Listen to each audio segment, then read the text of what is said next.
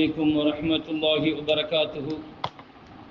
الحمد لله رب العالمين والعاقبة للمتقين والصلاة والسلام على أشرف الأنبياء والمرسلين وعلى آله وصحبه ومن تبعهم بإحسان إلى يوم الدين. أما بعد، فقد قال الله تعالى في كلامه القديم والفرقان الحميد: بسم الله الرحمن الرحيم. وإذا قرئ القرآن فاستمعوا له وأنصتوا لعلكم ترحمون. صدق الله مولانا العظيم. قال نبينا وحبيبنا وشفيعنا محمد رسول الله صلى الله عليه وسلم: تبرك بالقرآن فإنه كلام الله وخرج منه. أو كما قال عليه الصلاة والسلام. அளவற்ற அருளாளன் நிகரில்லா அன்புடையவன் எல்லாம் வல்ல அல்லாஹுவை போற்றி புகழ்ந்தவனாக, உயிரிலும் மேலான முஹம்மது ரசூலுல்லாஹி ஸல்லல்லாஹு அலைஹி வஸல்லம் அவர்கள் மீதும் அவர்களின் பரிசுத்தமான தோழர்கள், குடும்பத்தினர்கள், உம்மத்தினர்கள், இங்கு சங்கமித்திருக்கிற நம் அனைவர்கள் மீதும் அல்லாஹுவின் பேரருளும் பெரும் கொடையும் வந்து சேரட்டுமாக. ரப்புல் ஆலமீன் அல்லாஹு தஆலாவின் பேரருளால் இன்றைய தினம் நாம் ஓதிய கேட்ட அனைத்து இறைவசனங்களுக்கும் நிறைவான நல்ல கூலி அல்லாஹ் வழங்கி அருள் புரிவானாக. ரமலானுடைய காலங்களில் பாக்கியமாக நிறைவான நல்லமல்கள் செய்கிற நசீபை அல்லாஹ் நமக்கும் நம் குடும்பத்திற்கும் அல்லாஹ் வழங்கி அருள் புரிவானாக. கண்ணியமிக்க முஃமினீன்களே, அல்லாஹ்வுடைய நல்லடியார்களே, ரப்புல் ஆலமீன் அல்லாஹு தஆலா இன்று ஓதப்பட்ட வசனத்தில் இதா குரிஅல் குர்ஆனு ஃபஸ்தமிஉ லஹு வஅன்சிது லஅல்லகும் துர்ஹமூன், குர்ஆன் ஓதப்பட்டால் அதை செவிதாழ்த்தி கேளுங்கள், இன்னும் மௌனமாய் இருங்கள், லஅல்லகும் துர்ஹமூன், நீங்கள் அருள் செய்யப்படுவீர்கள் என்று ரப்புல் ஆலமீன் அல்லாஹ் குறிப்பிடுகிறான். அல்லாஹுவினால் இந்த உம்மத்திற்கு வழங்கப்பட்ட பெரும் பொக்கிஷமாகும் குர்ஆன்.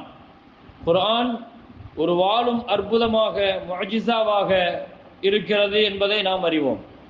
ரப்புல் ஆலமீன் அல்லாஹு தஆலா இந்த குர்ஆனை ஒரு பெட்டகமாக, பொக்கிஷமாக பாதுகாப்பதற்காக ரப்புல் ஆலமீன் அல்லாஹு தஆலா தேர்வு செய்த இதயம் பரிசுத்தமான இதயமான ஹஜ்ரத் முஹம்மது ரசூலுல்லாஹி ஸல்லல்லாஹு அலைஹி வஸல்லத்தினுடைய கல்பை அல்லாஹ் தேர்வு செய்கிறான். நஸல பிஹிர் ரூஹுல் அமீன், நஸல பிஹிர் ரூஹுல் அமீன் அலா கல்பிக லிதகூன மினல் முன்திரீன். அந்த நம்பிக்கைக்குரிய ரூஹுல் அமீனான ஜிப்ரீல் அலைஹிஸ்ஸலாம் அவர்கள் உங்களுடைய கல்பின் மீது இறங்கினார்கள் என்று அல்லாஹ் குறிப்பிடுகிறான். எனவே இந்த குர்ஆன் என்பது முதலாவதாக பாதுகாப்பதற்கான பொக்கிஷமாக அல்லாஹ் தேர்வு செய்தது. உலகத்தில் ஆக பரிசுத்தமான, பாவ எண்ணங்களோ கரைகளோ படிந்திராத பொக்கிஷமான முஹம்மது ஸல்லல்லாஹு அலைஹி வஸல்லத்தினுடைய கல்ப அத்ஹர், பரிசுத்தமான இதயத்தை அல்லாஹ் தேர்வு செய்கிறான். இது ஒன்றே போதுமானது. குர்ஆன் என்பது அது எவ்வளவு பாக்கியமானது, எவ்வளவு புண்ணியமானது, எத்துணை அது கண்ணியமானது என்பதை புரிந்து கொள்வதற்கு. அதை தொடர்ந்து ரப்புல் ஆலமீன் அல்லாஹு தஆலா அந்த குர்ஆனை பாதுகாப்பதற்காக அல்லாஹ் தேர்வு செய்த இடம்தான் பல் ஹுவ ஆயாத்தும் பையினாத்துன் ஃபீ சுதூரில் லதீன ஊத்துல் இல்ம். அறிவுள்ளவர்களுடைய இதயங்களை அல்லாஹ் தேர்வு செய்ததாக திருக்குர்ஆனில் அல்லாஹ் குறிப்பிடுகிறான். ஆலிம்களின் இதயங்கள், ஹாஃபில்களின் இதயங்கள், முஃபஸ்ஸிரீன்களினுடைய இதயங்கள், முஹத்திஸீன்களுடைய இதயங்கள், ஃபுகஹாக்களுடைய இதயங்கள், சூஃபியாக்களினுடைய இதயங்கள் என்றெல்லாம் அல்லாஹு தஆலா புனிதம் நிறைந்த இந்த குர்ஆன் ஷரீஃபை அல்லாஹ் தேர்வு செய்வதற்கு தேர்ந்தெடுத்த இடம் பாக்கியமான அது குலூபுகளாகும், பரிசுத்தமான இதயங்களாகும். இதயங்களின் வழியாகத்தான் குர்ஆனை அல்லாஹ் தொடர்ந்து அல்லாஹ் பாதுகாத்து வருகிறான். ஒவ்வொரு காலகட்டத்திலேயும் அல்லாஹ் பாதுகாத்து வருகிறான். குர்ஆனுடைய வார்த்தைகளை பாதுகாப்பதற்கு, குர்ஆனுடைய தஜ்வீத் சட்டங்களை பாதுகாப்பதற்கு. எனவே ஹுஃபாதுகளாக, ஹாஃபில்களாக, காரிகளாக, அதனுடைய பொருட்களை பாதுகாக்கிற உலமாக்களாக, அதனுடைய விளக்கங்களை பாதுகாக்கிற முஃபஸ்ஸிரீன்களாக, குர்ஆனுடைய கருத்துக்களை பாதுகாக்கிற முஹத்திஸீன்களாக, குர்ஆனுடைய சட்டங்களை பாதுகாக்கிற ஃபுகஹாக்களாக, குர்ஆனுடைய பாத்தினான உள்ரங்கமான அர்த்தங்களை பாதுகாக்கிற லிகுல்லி ஆயத்துன் லஹ்ருன் வபதன். முஹம்மது ஸல்லல்லாஹு அலைஹி வஸல்லம் சொன்னார்கள், ஒவ்வொரு ஆயத்திற்கும் வெளிரங்கமான கருத்து உண்டு, உள்ரங்கமான கருத்தும் உண்டு. எனவே குர்ஆனுடைய உள்ரங்க கருத்தை பாதுகாக்கிற சூஃபியாக்களாக, இப்படி அத்துணை பேர்களும் குர்ஆனை பாதுகாக்கிற பொக்கிஷங்கள் தான். அல்லாஹு தஆலா இந்த உலகத்தில் ஆயிரக்கணக்கான, லட்சக்கணக்கான, கோடிக்கணக்கான இதயங்களை அல்லாஹ் தேர்ந்தெடுத்து இந்த குர்ஆனை பாதுகாக்கிற மகத்தான பணிகளை அல்லாஹு தஆலா இந்த சீதேவிகளிடத்தில் அல்லாஹ் கொடுத்து கொண்டிருக்கிறான். எனவே கியாமத்து வரைக்கும் உலமாக்கள் இருப்பார்கள், இல்மு இருக்கும், ஹாஃபில்கள் இருப்பார்கள், உருவாகிக் கொண்டே இருப்பார்கள். எத்துணை பெரிய நெருக்கடிகளை குர்ஆன் சந்தித்திருக்கிறது, எவ்வளவு பெரிய எதிர்ப்புகளை குர்ஆன் சந்தித்திருக்கிறது, எவ்வளவு பெரிய சவால்களை குர்ஆன் சந்தித்திருக்கிறது. அது இறக்கப்பட்ட காலம் முதல் கொண்டு இன்றைக்கு வரைக்கும் 15 நூற்றாண்டுகளாக குர்ஆன் சந்திக்காத பிரச்சனைகள் இல்லை. ஒவ்வொரு காலகட்டத்திலேயும் குர்ஆன் தன்னை பாதுகாத்துக் கொள்கிறது, தன்னை சார்ந்தவர்களை பாதுகாக்கிறது, தன் உம்மத்தை பாதுகாக்கிறது. நெருக்கடியான காலகட்டங்களில் குர்ஆன் இந்த உம்மத்தை எப்படியெல்லாம் பாதுகாத்தது என்று வரலாற்றில் குர்ஆனை பாதுகாக்கிற சமுதாயம், சமுதாயத்தை பாதுகாக்கிற குர்ஆன். எனவே இந்த சமுதாயத்தை விட்டு குர்ஆனையோ, குர்ஆனை விட்டு இந்த சமுதாயத்தையோ எந்த காலகட்டத்திலேயும் பிரிக்க முடியாது. அது இறக்கப்பட்ட காலம் முதல் கொண்டு இந்த சமுதாயத்தை குர்ஆன் தத்தெடுத்து கொண்டது. குர்ஆன் இந்த சமுதாயத்தை தத்தெடுக்கிறது. ஜாஹிலியா என்றுதான் அந்த காலகட்டத்திற்கு சொல்லப்பட்டுச்சு. அந்த மக்களுக்கு உம்மியீன் என்றுதான் சொல்லப்பட்டது. உம்மியீன், எழுத படிக்க தெரியாத சமுதாயம் அவர்கள். ஜாஹிலியத்தான அறியாமைக்கு பெயர் பெற்ற சமுதாயம் அரபுலக சமுதாயம். ஜாஹிலியா என்ற பெயர் பெற்ற அந்த சமுதாயத்தை ஹைருல் குரூன் என்று மாற்றியது குர்ஆன் தான். காலங்களில் சிறந்த காலமாக, அது இறக்கப்பட்ட காலம் மாத்திரமல்ல, குர்ஆனை தொட்டு தொடங்கி நிற்கிற அடுத்த காலகட்டம், அதை தொடர்ந்து நிற்கிற அதுக்கு அடுத்த காலகட்டம். எனவே சஹாபாக்களுடைய, தாபிஈன்களுடைய, தபஉ தாபிஈன்களுடைய முற்காலத்தினுடைய 300 ஆண்டு காலங்களை பொக்கிஷமாக அது புரட்டி போட்டது, புரட்சிகரமாக மாற்றி போட்டது குர்ஆன். எனவே குர்ஆன் என்பது ஜாஹிலியாவில் வாழ்ந்த, அறியாமையில் வாழ்ந்த மக்களை ஆகச் சிறந்த காலமாக அவர்களை மாற்றியதில் குர்ஆனுக்கு தனித்துவம். ஜாஹிலீன்களாக, ஜுகலாக்களாக இருந்த அவர்களை ஒக்கலாக்களாக, உலகத்தில் ஆக சிறந்த அறிவாளிகளாக மாற்றியது குர்ஆன். ஒட்டகம் மேய்ப்பவர்களாக இருந்தவர்களை, இல்லை இல்லை ஒட்டகம் மேய்ப்பதற்கு கூட தகுதி இல்லை என்று உலகத்தின் பார்வையில் இருந்து ஓரம் கட்டப்பட்ட அந்த அரபுலக சமுதாயத்தை சஹாபாக்கள், தோழர்கள், இவர்கள் ரலியல்லாஹு அன்ஹும், அல்லாஹுவின் மகத்தான திருப்தியை பெற்ற புண்ணிய கூட்டம் என்று பெயர் குர்ஆன் தான் கொடுத்தது. குர்ஆனின் மூலமாகத்தான் அவர்கள் அதை பெற்றார்கள். ஏதோ அரபுலகத்தினுடைய ஒரு பாலைவனத்தை கடந்து செல்லுகிற 2ஆம் கலீஃபா ஹஜ்ரத் உமர் இப்னுல் கத்தாப் ரலியல்லாஹு அன்ஹு ஓரிடத்தில் நின்று ஒரு பாறையை உற்று நோக்கி அழுதார்கள், அழுதார்கள், அழுது கொண்டே இருந்தார்கள். அமீருல் முஃமினீன் அவர்களே, ஏன் அழுகிறீர்கள் என்று காரணம் கேட்ட பொழுது, இதே இடத்தில் தான் நான் ஒட்டகம் வைத்துக் கொண்டிருந்த பொழுது ஒரு காலகட்டம் இங்கே இந்த பாறையில் படுத்து தூங்கினேன். என் தந்தை என்னை அடித்து சொன்னார், நீ எல்லாம் ஒட்டகம் மேய்ப்பதற்கு கூட லாயக்கற்றவன், தகுதியற்றவன் என்று சொல்லி என்னை அடித்து விரட்டினார். என் தந்தையால் நான் தகுதி இல்லாத, அன்ஃபிட் என்று சொல்லப்பட்டவன் நான். ஒட்டகம் மேய்ப்பதற்கு கூட தகுதி இல்லாமல் இருந்த என்னை இந்த குர்ஆனும் முஹம்மது ரசூலுல்லாஹி ஸல்லல்லாஹு அலைஹி வஸல்லம் அவர்கள் 22 லட்சம் சதுர மைலை அந்த மக்களை ஆட்சி செய்கிற மகத்தான அளவிற்கு உள்ள ஒரு வாழ்க்கையை எனக்கு தந்தது என்று சொன்னால், எனக்கு இந்த குர்ஆனும் இந்த இஸ்லாமும் இந்த முஹம்மது ஸல்லல்லாஹு அலைஹி வஸல்லம் என்று நினைத்து கண்ணீர் வடித்து அழுதார்கள் என்றால் காரணம் குர்ஆன் அவர்களுடைய உள்ளத்தை மாத்திரமல்ல, அவர்களுடைய வாழ்க்கையை புரட்டி போட்டது, அவர்களுடைய கலாச்சாரத்தை புரட்டி போட்டது, அவர்கள் வாழ்ந்து கொண்டிருந்த காலத்தை புரட்டி போட்டது. அறிவிழியாக இருந்தவர்களை அறிவொளியாக, உலகத்தின் சுடராக, அறிவு சுடராக அவர்கள் ஒளியேற்றுவதற்கான காரணமாக குர்ஆன் இருந்தது. பின்னொரு காலகட்டம் குர்ஆன் அது நிறைவு பெற்று நிற்கிறது. 23 ஆண்டு காலங்கள் குர்ஆன் கொஞ்சம் கொஞ்சமாக, சன்னம் ஜன்னமாக இறக்கப்பட்டு அது அப்படியே லினுசப்பித பிஹி ஃபுஆதக, அல்லாஹ் குர்ஆனிலே சொல்லுவான், ஏன் இத்தனை ஆண்டு காலங்கள்? குன் ஃபயகூன் என்று சொன்னால் ஆகிவிடலாமே குர்ஆன்.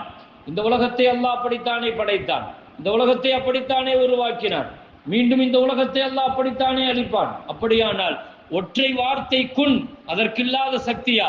தௌராத்தை கொடுத்தவன் ஒரே பொழுதிலே கொடுத்தான், ஜபூரை கொடுத்தான், இன்ஜீலை கொடுத்தான். குர்ஆனுக்கு மாத்திரம் ஏன் இத்தனை ஆண்டு காலங்கள்? ஒவ்வொரு ஆயத்தாக, வசனமாக, சூறாவாக, பக்கங்களாக இப்படியெல்லாம் இறக்கப்பட்ட இந்த வசனம் ஏன்? அல்லாஹ் குர்ஆனில் அதற்கான காரணத்தை அவனே குறிப்பிடுகிறான். லினுஸப்பித பிஹி ஃபுஆதக, உங்கள் உள்ளத்தில் அழுத்தமாக நாம் பதிய வைப்பதற்காக, உறுதிப்படுத்துவதற்காக என்று சொல்கிறது குர்ஆன். குர்ஆன் தன்னுடைய 23 ஆண்டு காலத்தை நிறைவு பெற்று அதனுடைய கதாநாயகராக இருந்த முஹம்மது ஸல்லல்லாஹு அலைஹி வஸல்லம் குர்ஆனும் இஸ்லாமிய சட்டங்களும் வணக்கங்களும் வந்த நோக்கமும் ரசூலுடைய அந்த எத்தி வைக்குதலும் நிறைவு பெற்ற பொழுது, ரிசாலத்து நிறைவு பெற்ற பொழுது முஹம்மது ஸல்லல்லாஹு அலைஹி வஸல்லம் மரணமானார்கள். ஸல்லல்லாஹு அலைஹி வஸல்லத்தினுடைய வஃபாத்தில் இந்த உம்மத் அப்படியே முடங்கி போனது, பேச முடியாமல் தவித்தது, சிந்திக்க முடியாமல் திணறியது.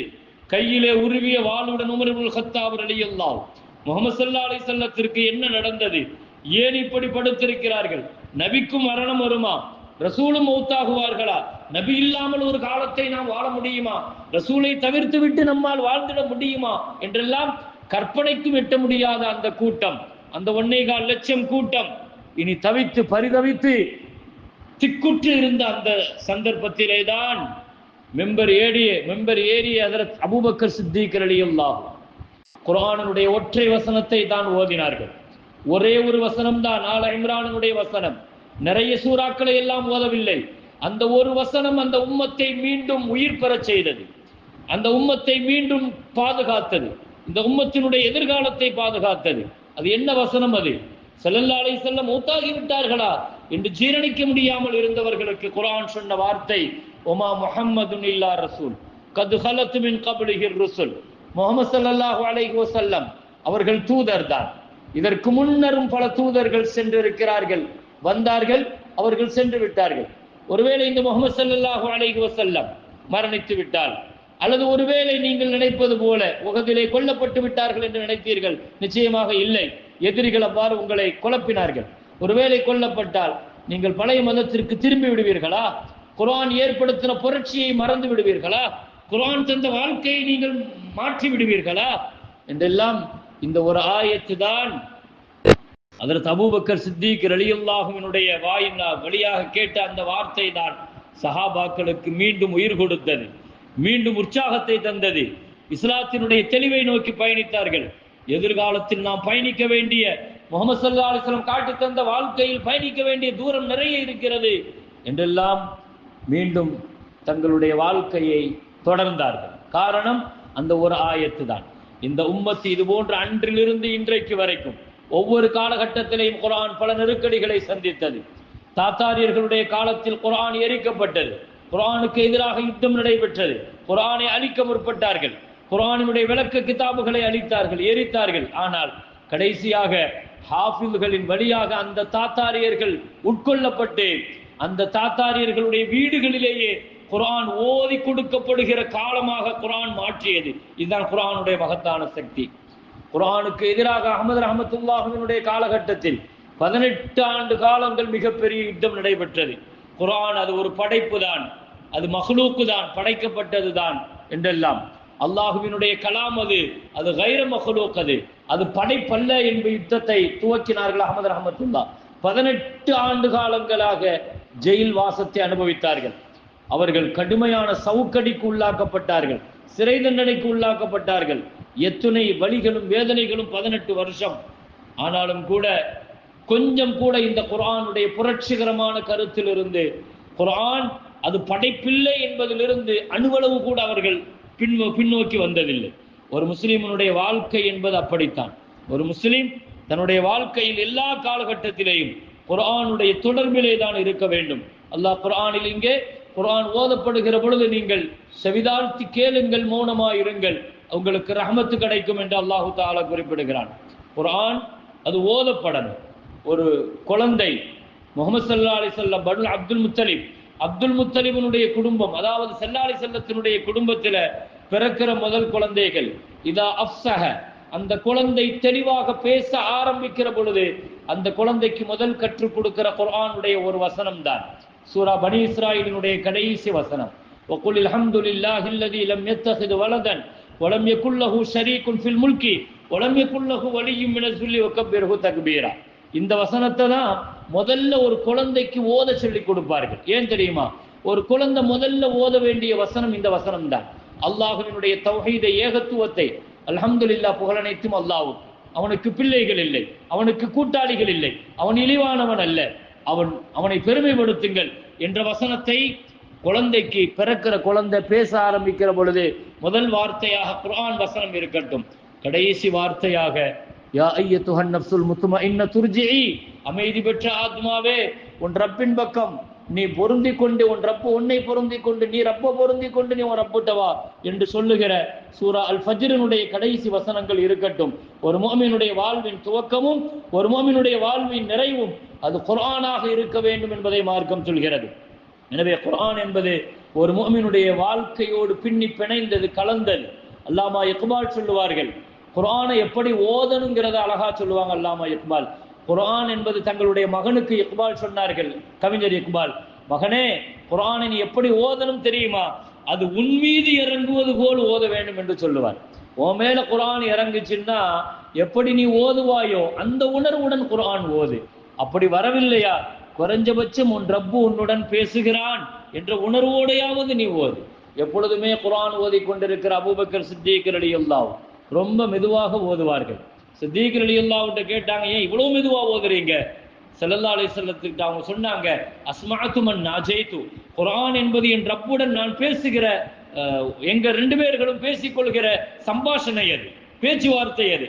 எனவே நான் பேசக்கூடிய ரப்பு அந்த வார்த்தைகளை கேட்பான். எனவே நாங்கள் ரகசியமாக பேசிக்கொள்கிறோம் என்று சொன்னார்கள். இதுதான் குர்ஆன். குர்ஆன் என்பது முனாஜாத்து பைனல் ஹல்கி வல் ஹாலிக், படைத்தவனுக்கும் படைப்புகளுக்கும் மத்தியில் இருக்கிற ஒரு முனாஜாத், அது பேச்சுவார்த்தை அது. எனவே அந்த உணர்வுடன் குர்ஆனை நாம் ஓதணும், குர்ஆனை படிக்கணும், அதை உள்வாங்கணும். எனவே குர்ஆனின் மீதான நமக்கு இருக்கிற கடமை குர்ஆனை ஓதுவது, அது ஓதப்படுகிற பொழுது மௌனமாக இருப்பது, அதை கேட்பது, அதை மனனம் செய்வது, அதை சிந்திப்பது, அதை அமல் செய்வது, அதை மக்களுக்கு கொண்டு போய் சேர்ப்பது. இதுதான் குர்ஆனுடைய கடமை. அதிலும் குறிப்பாக ரமலான், அது குர்ஆனுக்கே உரிய மாதமாகும். எனவே வாய்ப்புகளும் சந்தர்ப்பங்களும் கிடைக்கிற பொழுது ரமலான் நிறைவாக குர்ஆன் இருக்கணும். ஒரு ரக்காத்தில் காலமெல்லாம் குர்ஆன் ஓதி முடிக்கிற ஹஜ்ரத் உஸ்மான் ரலியல்லாஹு, வாழ்நாளெல்லாம் குர்ஆனின் மீது பற்று கொண்ட உஸ்மான் ரலியல்லாஹு தன் வாழ்க்கை குர்ஆனுடன் கரைய வேண்டும் என்று கடைசியாக ரூகை விடுகிற பொழுது கூட குர்ஆன் ஓதிக்கொண்டே இருக்கிற பொழுது ரூகை விட்டார்கள் என்று சொன்னால், குர்ஆன் அந்த மக்களினுடைய இதயங்களை அப்படித்தான் புரட்டி போட்டது, அவர்களுடைய வாழ்வை புரட்டி போட்டது. எனவே அந்த குர்ஆன் நமது வீட்டில் வெறும் பரக்கத்திற்காக மட்டுமல்ல, குர்ஆன் பரக்கத்தும் உண்டு. தபர்ரக் பில் குர்ஆன், குர்ஆனை கொண்டு பரக்கத்து பெறுங்கள், அது அல்லாஹ்வினுடைய கலாமும் அல்லாஹ்விடத்திலிருந்து வந்ததும் என்று முஹம்மது ஸல்லல்லாஹு அலைஹி வஸல்லம் சொன்ன அந்த பரக்கத்தும் உண்டு. கண்டிப்பாக குர்ஆனில் ஷிஃபா உண்டு, ஷிஃபா உண்டு. எத்தனை ஆயத்துக்கள் ஷிஃபாவுடைய ஆயத்துக்கள். குர்ஆன் ஓதப்படுகிற தண்ணீரில் ஒரு வகையான கெமிக்கல் ரியாக்ஷன் இருக்கிறது என்பதை சயின்டிபிக் ரீதியாக நிரூபிக்கப்பட்டிருக்கிறது. எனவே குர்ஆனுடைய ஆயத்துக்கள் ஓதப்படுகிற பொழுது உடல்ல மாற்றம், தண்ணீரில் மாற்றம், ஷிஃபாவில மாற்றம். எனவே குர்ஆனை ஆரோக்கியத்திற்கு பயன்படுத்துங்கள். குர்ஆன்ல 6 ஷிஃபாவுடைய ஆயத்துக்கள் இருக்கிறது. அந்த ஆயத்துக்களை முதல்ல ஓதுங்க, நோயாளிகளுக்கு ஓதிவிடுங்க. எனவே குர்ஆன் என்பது அது ஷிஃபா, அது ஆரோக்கியம். அது குர்ஆன் என்பது வெளிரங்கமான உள்ரங்கமான நோய்களுக்கான அது மிகப்பெரிய தீர்வாக இருக்கும். எனவே அத்துணைக்குமான குர்ஆன், அனைத்திற்குமான தீர்வாக இருக்கிற அந்த குர்ஆனை நம்முடைய வாழ்வின் பொக்கிஷமாக எடுத்துக்கொண்டு குர்ஆனை ரமலானில் மாத்திரமல்ல எல்லா காலங்களிலும் குர்ஆன் ஓதி அல்லாஹ்வை சந்தோஷப்படுத்துகிற கூடிய நல்லடியார்களுடைய கூட்டத்தில் அல்லாஹ் நம்மை சேர்த்து வைப்பதோடு கபரிலேயும் நமக்கான வெளிச்சமாக, துணையாக, ஒளியாக ரப்புல் ஆலமீன் அல்லாஹு தஆலா நாம் ஓதிய குர்ஆன் ஷரீஃபை அல்லாஹ் நமக்கான பாதுகாப்பாக அல்லாஹ் அதை ஆக்கி தருவானாக. வாழும் காலமெல்லாம் அல்லாஹ்வுக்கு பொருத்தமாக வாழ்வதற்கும், நோய் நொடிகள் இல்லாமல் உடல் ஆரோக்கியத்தோடு மன நிம்மதியோடு நிறைவோடு அல்லாஹ்வை நின்று வணங்கி வழிபட்டு வாழுகிற நசீபையும் பாக்கியத்தையும் அல்லாஹ் நமக்கும் நம்மை பெற்றெடுத்த தாய் தந்தையர்கள், மனைவி மக்கள், உற்றார் உறவினர்கள் யாவருக்கும் அல்லாஹ் தந்தருள்வானாக. நம்மிலிருந்து மரணித்து விட்ட மௌத்தாக்களினுடைய கபறுகளை அல்லாஹ் வெளிச்சமாக்குவானாக, அவர்களுடைய கபரை அல்லாஹ் விசாலமாக்குவானாக, அவர்களுடைய மன்னரை வாழ்க்கையை அல்லாஹ் சிறப்பாக சொர்க்கமாக அல்லாஹ் ஆக்கி வைப்பானாக, மகிழ்ச்சிகரமான மன்னரை வாழ்க்கையை அல்லாஹ் அவர்களுக்கு வழங்கி அருள் புரிவானாக என்று கூறியவனாக நிறைவுபடுத்துகிறேன். வஆகிரு தஅவானா அனில் ஹம்துலில்லாஹி ரப்பில் ஆலமீன். அஸ்ஸலாமு அலைக்கும் வரஹ்மத்துல்லாஹி வபரகாத்துஹு.